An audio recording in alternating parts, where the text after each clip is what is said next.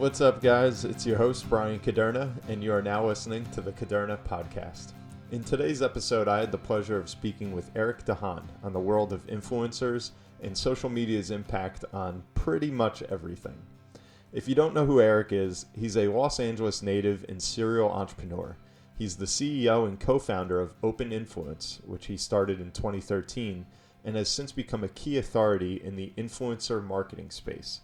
Eric has successfully piloted Open Influence's global expansion throughout the US, Europe, and Asia. He's worked with over 1,000 of the world's largest advertisers, including Disney, Google, Amazon, Facebook, Coca-Cola, Under Armour, just to name a few. His company has been recognized as one of Inc.'s 5,000 fastest growing companies in America for 3 straight years.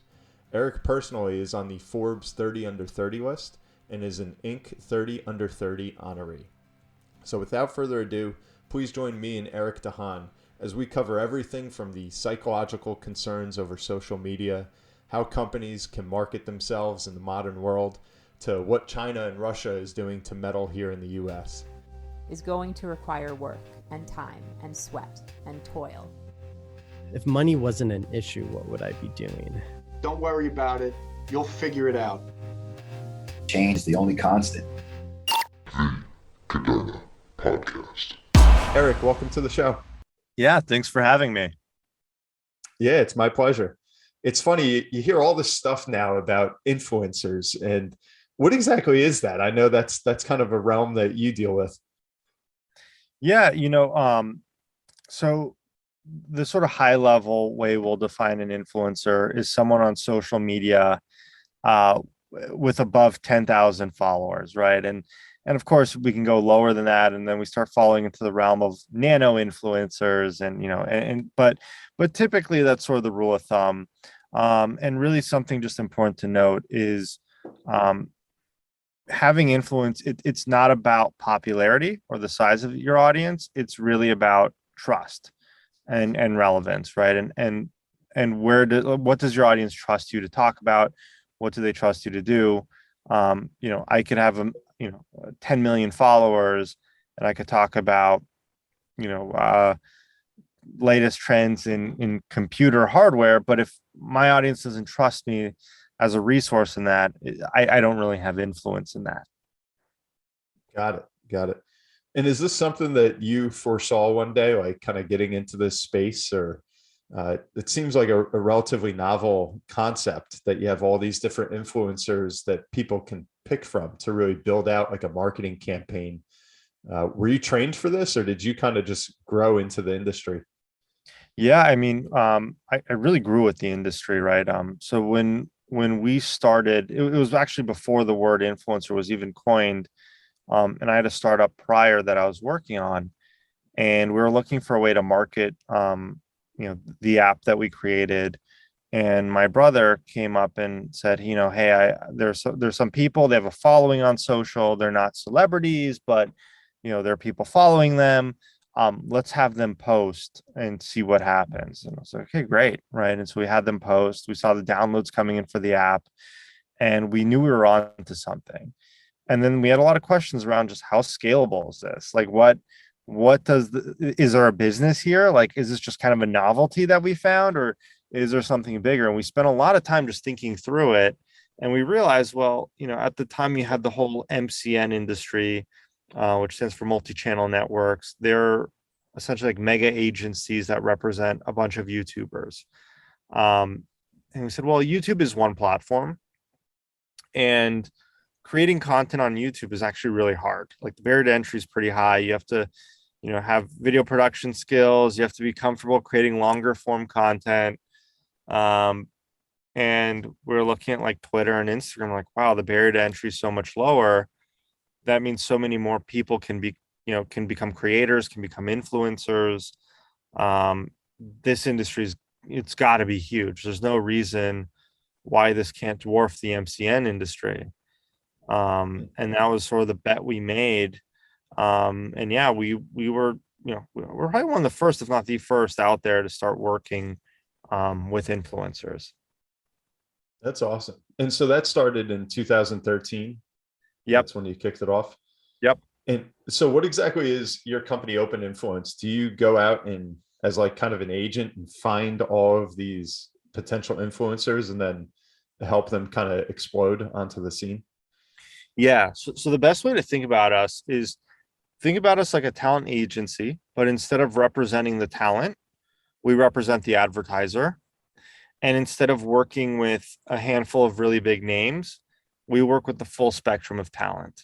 And so, we have a network of over 1 million influencers. We have an entire team of account managers and creatives and strategists that really help put together these plans and execute these plans for brands to help them identify the best influencers to work with, and manage that process. And to do that, we've built a lot of proprietary tech that lets us analyze just all the influencers out there, where their influence lies, and really just help in that one matchmaking process of finding the right influencers for a given activation.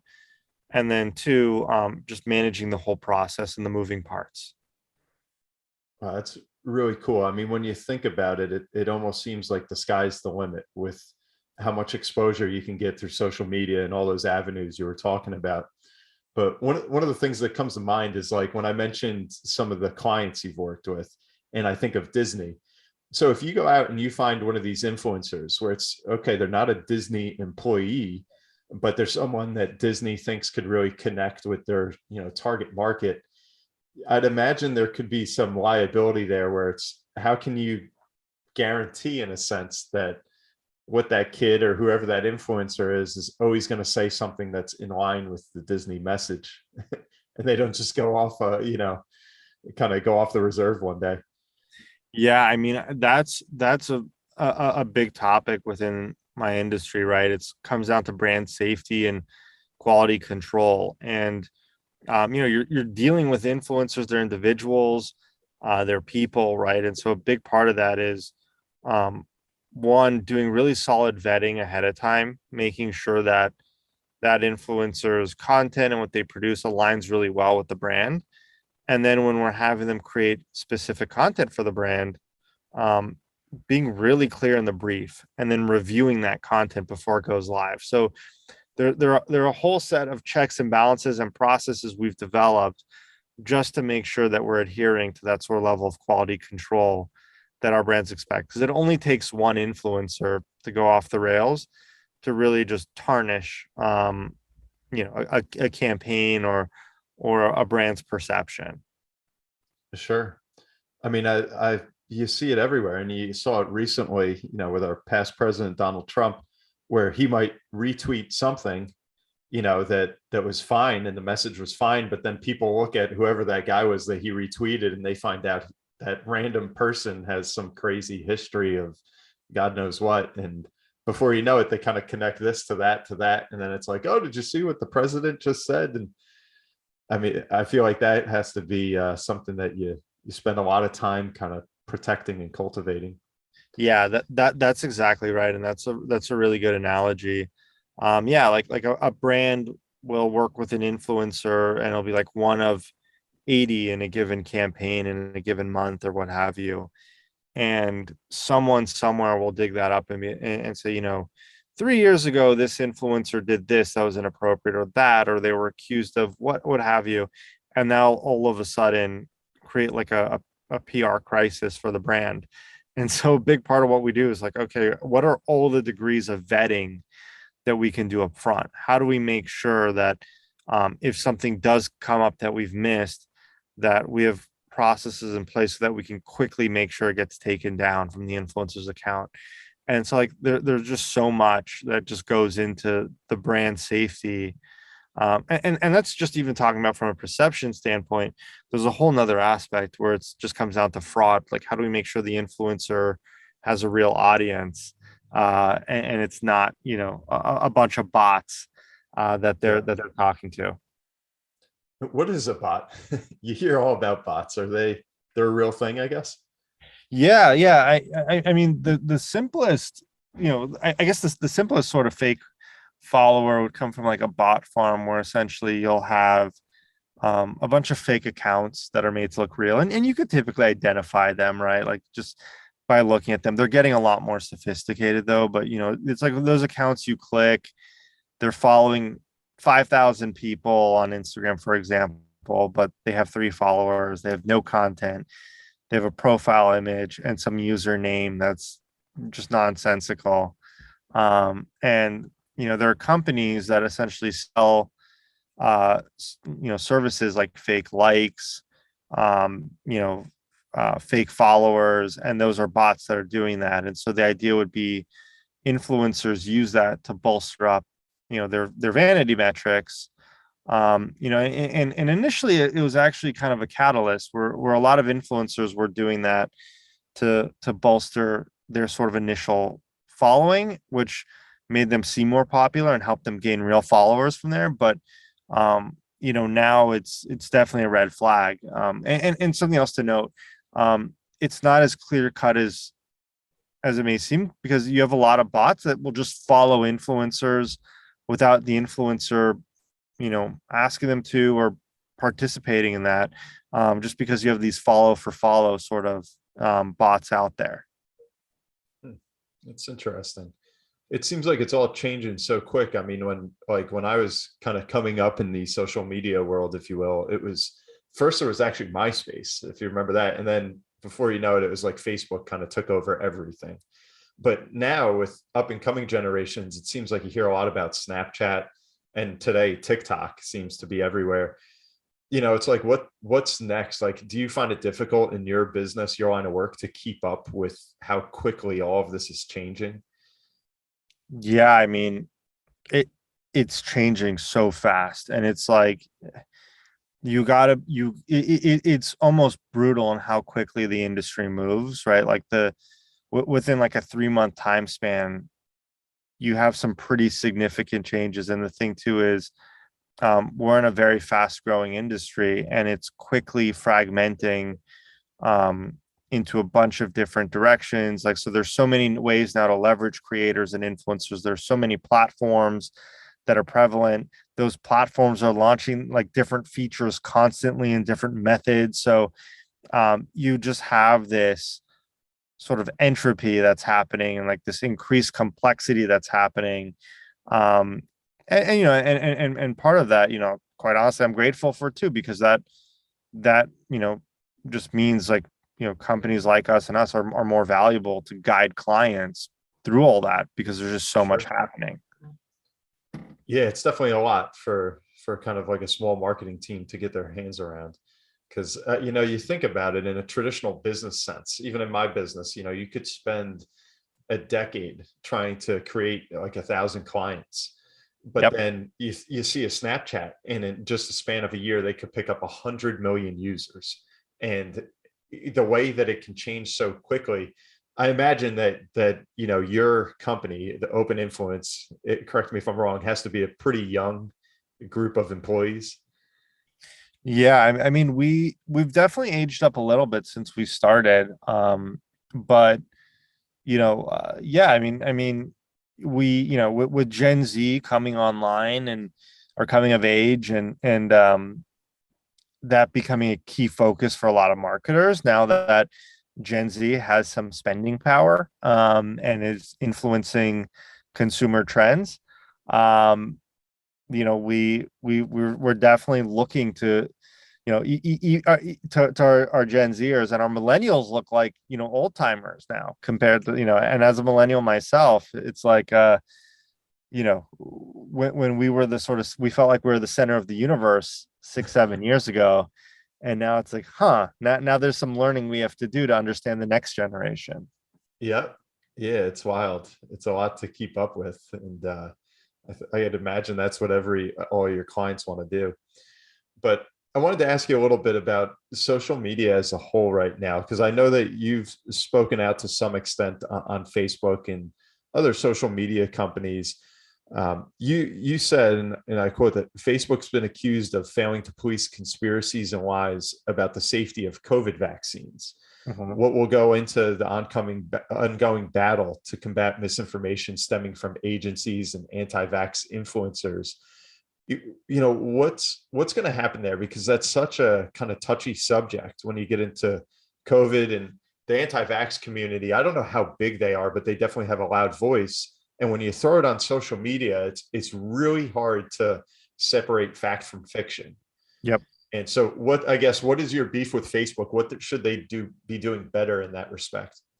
Yeah, I don't know if I necessarily call it a beef. I think they're in a really tough position as well, because so much of this stuff is so new, and there's some really big questions, right? Like, how much control should a platform have over speech versus not, right? And like, and are they the right ones to determine, you know, what speech, like, are they the right ones to be the arbiters of what we can see and what we can't? Or should government play a bigger role in that, or at least set the rules for what that can be? And so there's a lot there. I think one of the sort of biggest themes with social media as well, aside from just Facebook, is those algorithms are all designed to keep us engaged. And the content that's most engaging tends to often be like, the most shocking or most extreme or what have you. And so it's definitely been this forcing function, pushing I think politically pushing more extreme agendas, more extreme views, because things that kind of fall into the average, or don't really interest people that much, right? There's a reason C-SPAN is boring and no one watches it, right? It's not engaging.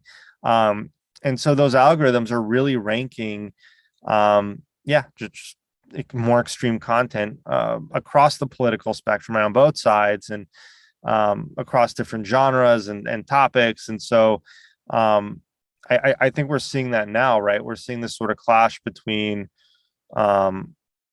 responsibly disseminating information and truth, and social platforms trying to keep people engaged. And so, I mean, what maybe is the answer there? If kind of from the outside looking in, if you could maybe give some critique, if you just look at the Facebook documents that came out by the whistleblower, forgive me if I get the name wrong, Frances Haugen, I believe it was, that a lot of people have been talking about, with an investigation from the Federal Trade Commission, possibly saying that Facebook violated a 2019 settlement with the agency. There is a lot of information in there that's eye-opening. I mean, one of the things was that the leaked documents revealed less than 5% of all hate speech on Facebook even gets deleted. So like you said, I mean, Facebook wants to keep people in tune, as does any media outlet. And it's not Facebook saying or endorsing any of these things. I think that's where it's so tricky with freedom of speech, that, it's like, are they a news outlet or are they not a news outlet? But when you've got hundreds of millions of people tuning in every day, how are you not a news outlet? I mean, I don't even know where the answer could lie there. Yeah, and I think that's where, and that's the challenge, right? Because I think they're in this position where they're in a lot of cases. Now, there's a lot they could be doing better, of course, but like in a lot of cases in general, they're in these situations where they're kind of screwed if they do and screwed if they don't, right? If they start censoring certain speech, like, they have to be really on top of what they censor, and new trends and content is emerging all the time. So being able to police that is crazy. Determining the rules for policing that is a whole undertaking in itself. And yeah, I mean, it's definitely difficult. And looking at it like as a news outlet, I mean, social platforms have traditionally just been seen as these sort of forums for free speech, and less so, and not seen as the same way a news outlet would, where they're the ones sharing that information proactively, or creating and sharing, right? So it's tough. I don't know if I don't think a social platform should be treated as a news outlet, but I do think that the algorithm should definitely be regulated, because those algorithms are going to decide what content we see, and that affects our perception, that affects our political views, that affects our view on reality. And so, for example, a small tweak like, filtering up negative comments, will create a very different outcome, as opposed to, filtering up only positive comments from people we know, right? You can see a piece of content that's pretty extreme. Um, and the only comments you see at first are the people in your friend group that agree with that, right? And so even if the other 100 comments are against, against whatever the message is in that post, if the main thing you see and you're more likely to see are the positive ones, that's going to start to shape your reality of how other people are interpreting that, and that's going to influence how you interpret that. Which is scary. And I guess that all comes back to influences. It can be a positive influence or a negative influence. Yep. And I mean, maybe kind of a good segue in that same vein there is just recently all of the leaders of pediatric health and pediatric psychiatry came out and said that children's mental health has now become a national emergency. And a lot of that, of course, is tied to social media and, children developing a negative self-image, things of that nature. Is there any control of that, or is that just things that kids have dealt with for generations, just through kind of a new channel now? Whether they're comparing their look or whatever it might be to their peers. Any thoughts on like what social media should do to kind of help in that regard? Yeah, I mean, I think, I think there's been a degree of that for a while pre-social, but social has definitely transformed this, right? Because one, we're always connected. Social is tied within our social fabric, right? Within our own friend groups, as opposed to, previously, you'd have these sort of archetypes or idealized types on TV, on scripted shows, and and the networks took a level of responsibility and in terms of how they approach things and what they did, and it wasn't always in your face, and so like now we're living in this world where we're made to feel that within our own social networks we're sort of somehow behind, right? And I think that that's what's weighing a lot. People portray their best lives on social. You see the content that's most engaging and most popular getting filtered to the top, and so it really skews your reality. You think everyone is more popular, you think everyone is better looking and lives a more interesting lifestyle or is more accomplished, whatever that may be, right? Because it's filtering the sort of the best of the best, or the most sort of extreme to the top. And so that's distorting our reality and our concept of sort of where we fit in to that, within that social network. It definitely, I think you hit the nail on the head there. And I had on, it was probably about a month ago now, I had a cybersecurity expert, Michael Aboud, on our show. And one of the things that he had mentioned is that these social media platforms are sophisticated enough where at this point in time, they should be able to have essentially checks and balances that when someone logs in, you can tell to an extent who that person is. So that if a 10-year-old grabs their mom's phone so that they can go on TikTok or Instagram and start looking at God knows what as the whole world's exposed to them, that those programs can identify soon enough, hey, this isn't the 52-year-old mom, this is a child now. Yep. Has there been developments in that, or is that all still just kind of thought? I mean, I think from a technology standpoint,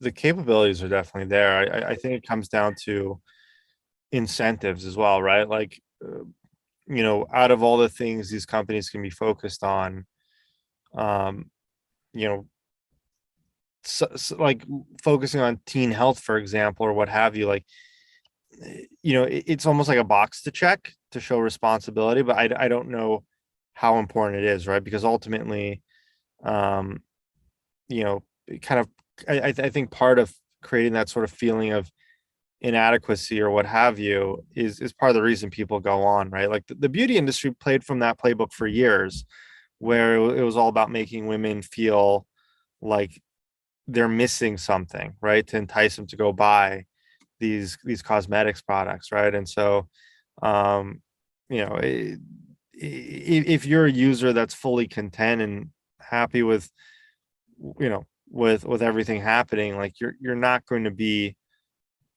that incentivized to go spend time, you know, on social, spend as much time, I would say, on it. So yeah, I think it's more of an incentive issue than a technology issue. I'd agree that, especially with advances in AI over the past, 5 to 6 years, and how commercially available it's become, there's a lot you can do and a lot you can infer and detect and use to, protect users. Got it. And I might be a bit naive to this, but when you see a lot of the social media CEOs, the Zuckerbergs, get up and testify in front of Congress like they've done, it seems like it's happened a number of times over the past 5 years or so. A lot of what I hear on the news is all about, privacy, protecting client data and information, user data, not abusing it. Has there been much so far in respect to kind of this unchecked influence that people can have? I whenever I watch those, I always get kind of frustrated because mainly at the, the people in Congress, because they're just asking the wrong questions. They're mainly grandstanding to express their political views. Like it's not, they're often not really getting to the heart of the issue. So like, for example, the whole issue around Facebook and privacy, like the privacy is not really, from Facebook standpoint, to me, it's not a main concern. You're putting yourself out there on social, right? Like that, you're putting that information out there. So, there are a lot bigger concerns that I have with it, right? Like, how are you swaying public opinion with changes in algorithm that we are talking about earlier? That's a bigger concern.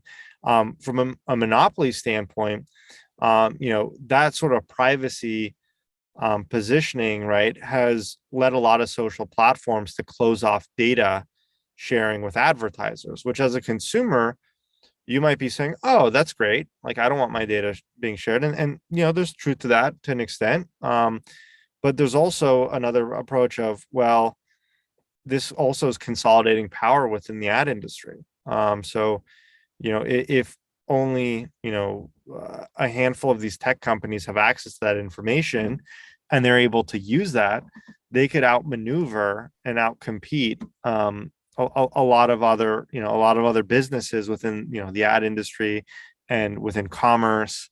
And so now you're really just consolidating a lot of power, especially with everything moving online and have moved online.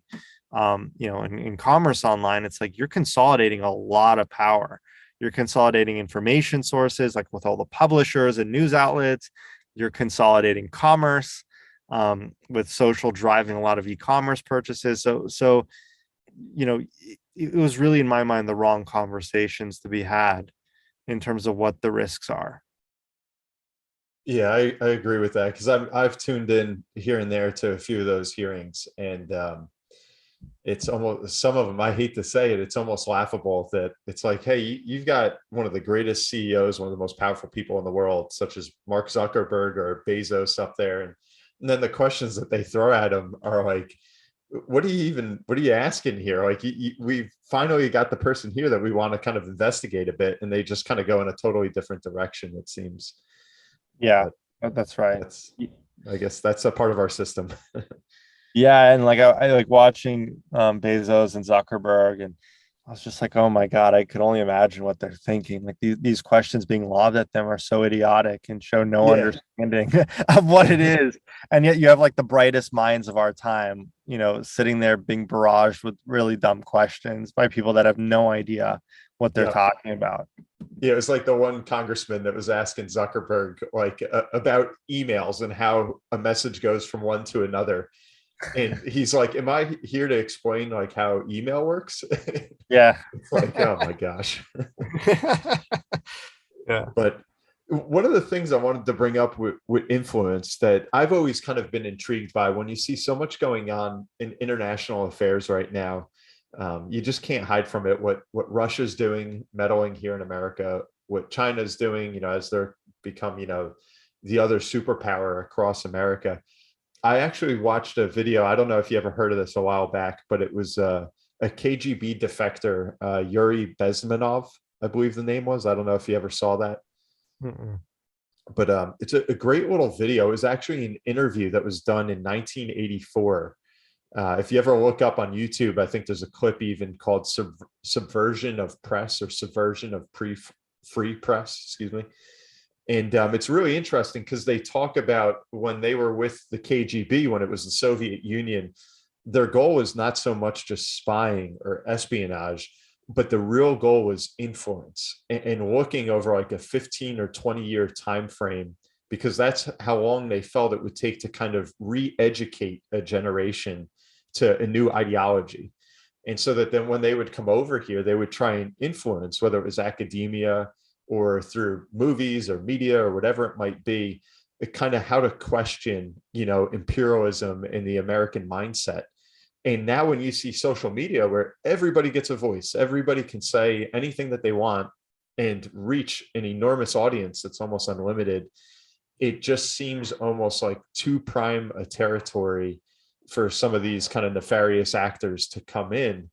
And it's like, how can you stop that? Like, that negative influence, if they want to get out there, is almost inevitable.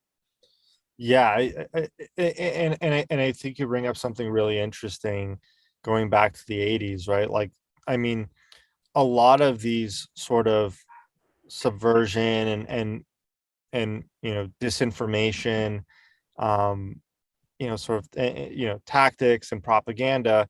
I think the Cold War played a really big part in that, right? Because there was a lot of proxy wars that were happening in these other countries, and it was really a war for influence and ideology, swaying between capitalism and communism, and and the Russians were, and the USSR, were spy masters, and so you've had a lot of these tactics being developed, and yeah, I mean, you fast forward to today. It's a perfect environment, right? Ideas flow freely. With just the right push in the right place, you can send something viral, if you just know what to do. And it's not a matter of, you don't need to spend hundreds of millions of dollars to do it or wait years. You can get that idea out there straight away. And at the same time, you also have a public that's getting used to not delving into information. There's so much information out there that we outsource, our sort of worldview to people we trust, and they help shape it, right? And so it's really this environment that's primed to just push out these high level talking points and almost treat information and truth a lot more tribally than what it actually is, right? I think in a lot of cases, a lot of people aren't looking for the pursuit of truth. They're looking to cheer on ideas like their sports teams. Yeah. And I think we're on the same wavelength there. And I think that's where everybody has kind of a viewer or listener bias, where now there's so much out there. I always say, there's a ton of information, but there's not always a lot of wisdom. And you can kind of pick and choose what you do want to listen to, or what news channel you want to, it kind of already agrees with your kind of thought on life. But I think that's where people who are like, I don't want to hear the Fox News, I don't want to hear the CNBC, I just want to hear what actually happened. That's where you're seeing some of these podcasts and more of these independent channels that are starting to grow a following, where it's kind of, here's what happened, here are the facts, and it's maybe not so distorted with the major news channels or outlets that we already just assume, oh, they're going to call it the conservative way, and those guys are going to call it the liberal way. Do you think that that's really the future, that those bigger outlets kind of go away and you have more of these influencer types? I think right now it's the information landscape is getting extremely fragmented. I do think we're going to see a sort of counter movement around independent, trusted news. I think people crave that. I mean, regardless of like where you sit on the political aisle or on the political spectrum, everything's getting more extreme. I mean, the Democratic Party has gone a lot more extreme. The Republican Party has gone a lot more extreme. Everything is somehow politicized and put through political lenses. Like the people aren't looking at things through a lens of how do we get to the bottom of this and what's the truth. And what I found oftentimes is like, you could have a discussion with someone or a group of people, and if you use certain words that have been politicized, all of a sudden it becomes this sort of tribal dynamic of like this debate of people just yelling at each other. But what you find is like, if you kind of avoid that and you just approach the topic, from an objective lens, like I think you'll find like people tend to agree a lot more than disagree on a lot of things, and people say, yeah, that makes sense. So there's definitely, I think there's definitely that need. I think people are tired of feeling like they're in the middle of this spin cycle. Mm-hmm. It's true, and that's I don't know what the change is, because you have to imagine, and you see some of the statistics that the viewership of your major news channels has just plummeted since the rise of social media and everything else, and looking at everything through your mobile phone. But I don't know if it's been enough maybe to kind of change it, or if they're like, we'll just kind of find our base, we'll find our tribe, like you said, and then at least we have a core audience that we can guarantee. I don't know if that's kind of what the solution has been for a lot of these, major news channels. Yeah, I mean, ultimately they're a business, right? And they're now competing in a noisy landscape, and so it's not enough just to give facts; they have to entertain. And it's like any business, right? You have your core customer base that you really service, and you're loyal to them, and you're going to make sure you're giving them what they want to hear. If it doesn't really matter, what the truth is a lot of the time. But I do think there is a demand being stirred up where people are going to start looking and saying, okay, for news, I want the objective. I want the middle of the road. And so, yeah, I think a lot of the news channels are just following consumers, and we're in the middle of this sort of feedback loop that's just making everything more extreme. And it's the same mechanism too, that on social, right? Ultimately, social algorithms are set up because there's so much information out there, and they have to decide what information they're going to show you. And what they do is show you the information that you're most likely to enjoy or stay engaged with, so you're staying on there longer. It's exactly the same mechanism that all the companies out there in the information landscape are using. If it's Netflix, they're trying to get you to stay on there and watch more so you don't cancel your subscription, right? Same with Hulu. If it's Fox News, they want you to make sure you're watching it more, because that means that they can go to advertisers and sell more ads. It's all the same model. Yeah, it all comes back to the money. Yeah. And so when you work with these big Fortune 500 companies, and you're trying to pair up like the right influencer with them, is it really looking at just kind of how many followers these guys have? Like, is that the ultimate value, where you could say, hey, this guy has 100,000 Instagram followers, he costs X, where that guy only has 25,000, so he costs Y, irregardless of the reputation or who the people are or kind of what they've done in life? Is that really like what we're all concerned about, is kind of just the follower base? No, so like some brands do look at that mainly, but it's not what we advise clients on. Like it's all about trust, right? So like, and we're seeing it right in the market.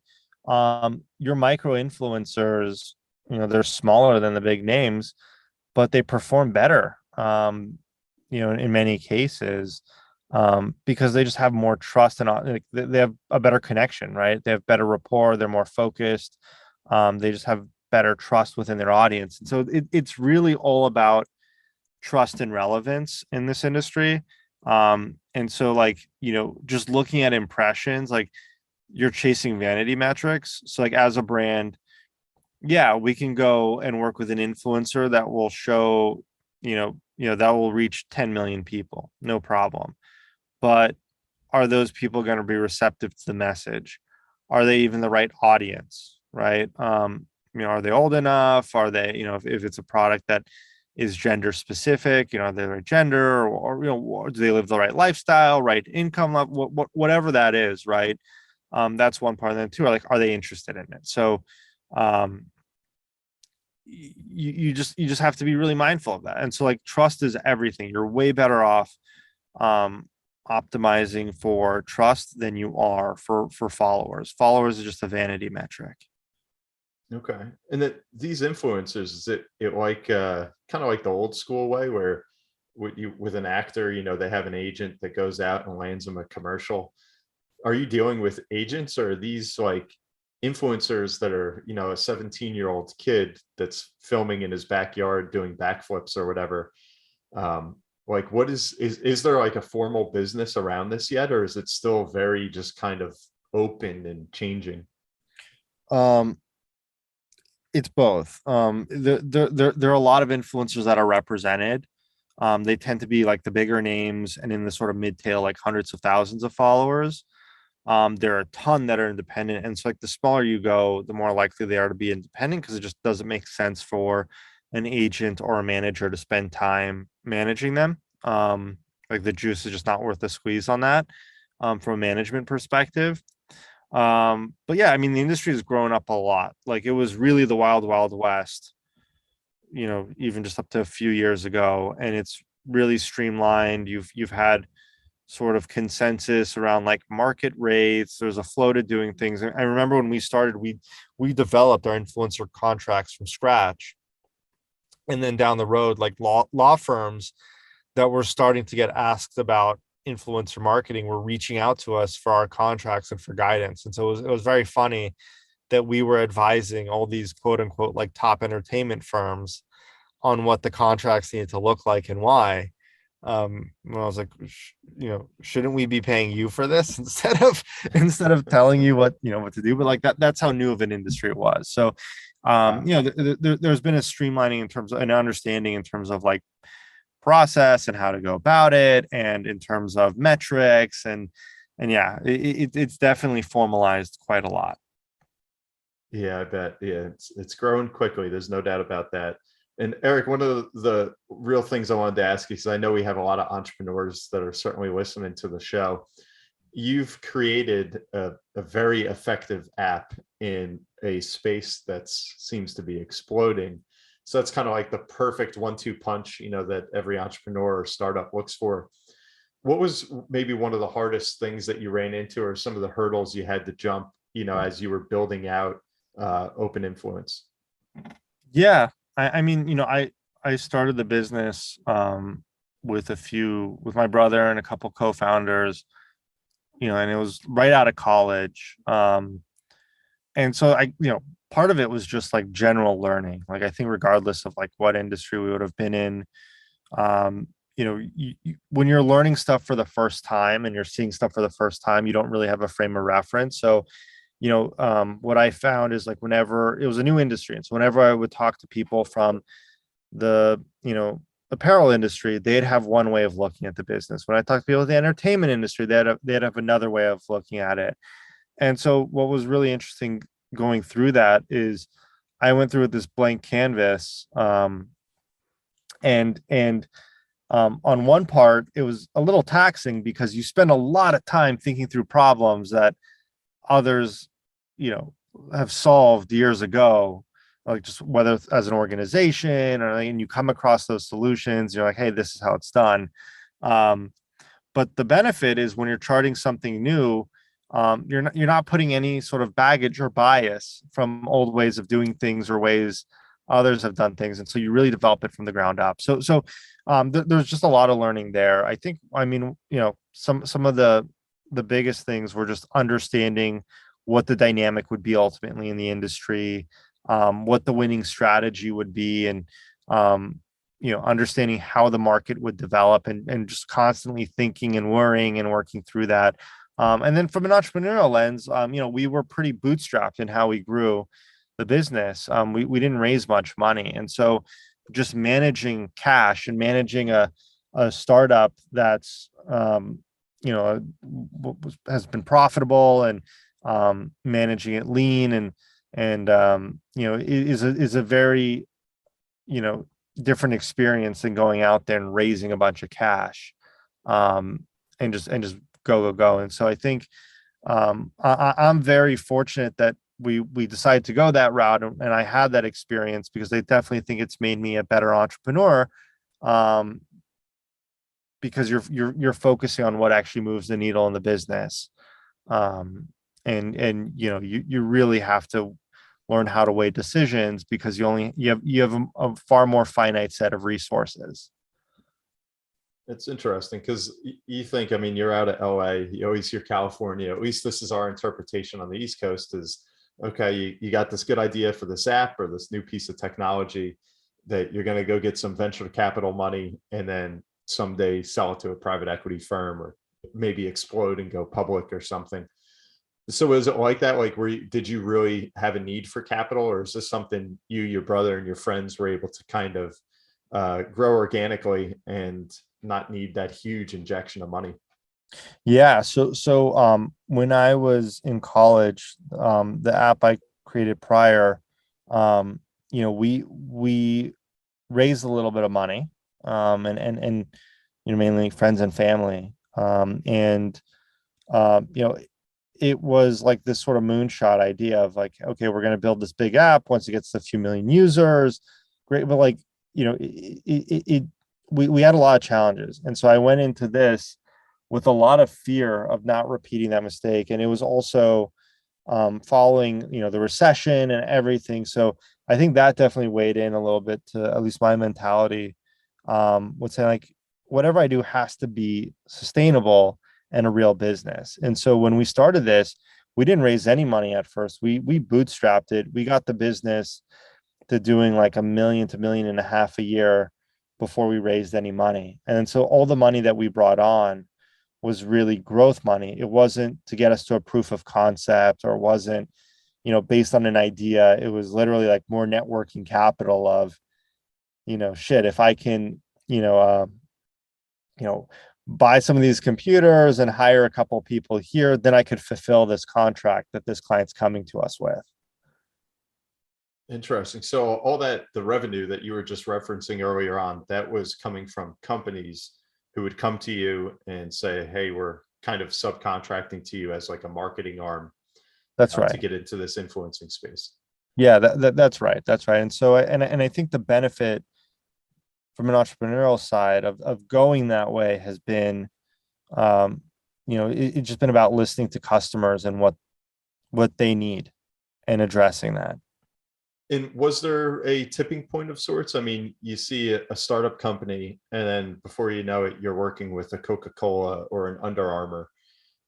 How do you get in front of them? Like, what happened between startup and playing kind of with the big boys, if you will? Yeah, I mean, there was probably like a few months of us working with some smaller brands. And one of the brands, like one of the first large brands at the time that we won, was American Apparel, and we crushed it for them on their social, with a very small budget. And that was such a great case study, and it opened up a lot of doors, in a lot of meetings. And so I was just, you know, on the phone nonstop, sending emails left and right, just really working and just getting in front of people, um, and really pitching them on this concept of influencer marketing, and how it worked. And so a lot of it was education, but it was super exciting. And so it was a really great way to get the business built and get it going. Got it. That's quite a story. And maybe to kind of close out here, looking forward, I know some of the things you hear about it all the time is whether it's companies or, the NFL, could be anything. You're just hearing about diversity and inclusion again and again and again. Mhm. As we look into 2022, what are some of the big things that maybe one or it may not be? What are some of the things that you're trying to bring to the table, for your clients as you kind of match them up with the best influencers and send out a message?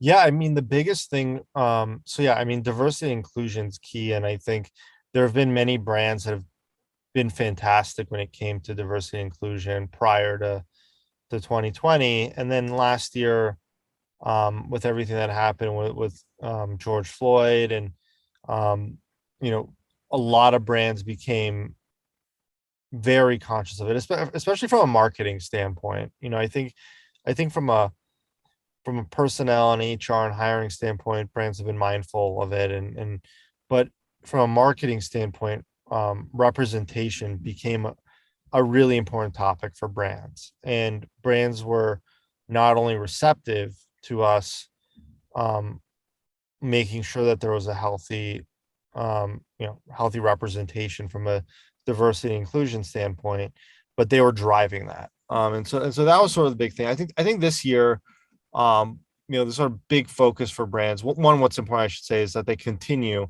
with the diversity and inclusion efforts, which I think they will.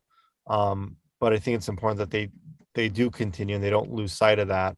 Um, but the thing that's big for brands right now is just continuing to double down on TikTok. Social commerce is really big for a lot of advertisers, and it's a big transformation to how things are bought. Um, and as part of that, like live shopping is interesting. I don't think all advertisers are really on the live shopping train right now, but it's kind of at a place where they're dabbling in it. But the bigger thing is What just is live shopping?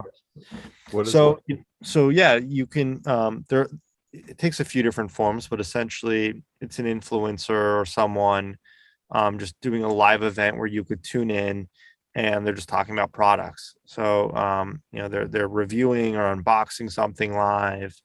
Um and so think about like QVC on social. Hmm. Okay, that's interesting. And do you think, one of the last questions I had for you, because this has always intrigued me, do you think these major companies are the ones that are kind of driving the change with a new message? They're coming up with a new concept or ideology, however you want to phrase it, or are they more reactionary, that they're looking at, this is what the universe looks like, we need to pivot and start looking like them? you know it always seems kind of like this give and take, and it's like, where does that bit of influence, like, where does it start? Does it start from that individual, or does it start from that big company or that organization? I think the direct to consumer brands are leading the way, to be quite honest. Like they're the ones who are driving most of the growth. These are like the small internet-based companies, and the big companies are following suit. And so I think the big companies have been fairly agile in following the trends and getting in front of Gen Z but like, yeah, I think the direct to consumer brands are really leading it. And I think it's mainly because of nothing else, that to cut through the noise as a new company, you have to be pretty spot on into what the market's looking for. And so those are the Yeah. companies that are emerging. That's a great point that you made too. I think you see that in any industry, where it's like the innovators are the little guys or the new guys. And you just, for instance, you see like all the sparkling alcohols or whatever they are, that like a Yep. White Claw or one of those would be. It's like, it's something you never heard of, and everyone's like, oh, this is so good. And then 6 months later, a year later, well, Budweiser and Coors Light and the Yep. big players all of a sudden want to come out with their version of it. And it's like, wow, you're a little late to the game there. It's just surprising that these armies of that a company employs don't come up with those ideas, that it kind of comes from the hidden cracks in society. Yeah. I mean, they're not incentivized to really either, like a lot of the time. I mean, just, it's hard as a company to go, if you're established, and to go and say, oh, let's go try something completely new and put resources towards something new, where those same resources will get you a bigger initial outcome and more, you know, de-risked outcome, right? And so it's like, okay, if we have a $20 million to spend, we're better off spending it promoting the tried and true product that we know will generate sales than investing it into something new that most likely won't pan out, but it might be great. Yeah. Yeah. Good point. I mean, we could dive down a rabbit hole with all these topics all day. I find them so fascinating because it all is all different innovation that's happening like at the speed of light. But yeah, I know you're a busy guy, and I appreciate your time, Eric. Is there anything else that you think the listeners out there need to know about this industry and what you're doing? Um, No, I mean, I think I think the biggest message that I just want to emphasize is around trust. Like with anything influencer marketing, focus on trust, not popularity. Trust, not popularity. I think that's key. And I think that's what, you can see kind of in any industry. I believe it transcends is that when somebody has that belief in something and it's there, you want to trust them. I've watched some YouTube channels on like mechanics and car fanatics, and you watch them and you're like, I don't think this guy cares if 10 people are watching or a million. Like they're Yep. just so into the engine of this car. And I'd imagine that those are the ones that really become influencers. Yep. That's right. Cool. Well, Eric, thanks again so much for being on the show. Ladies and gentlemen, you just listened to another episode of the Caderna podcast. I'm your host, Brian Caderna. We had the pleasure of speaking with Eric Dahan today about his company, Open Influence. Go check it out. And we'll see you next week. Take care.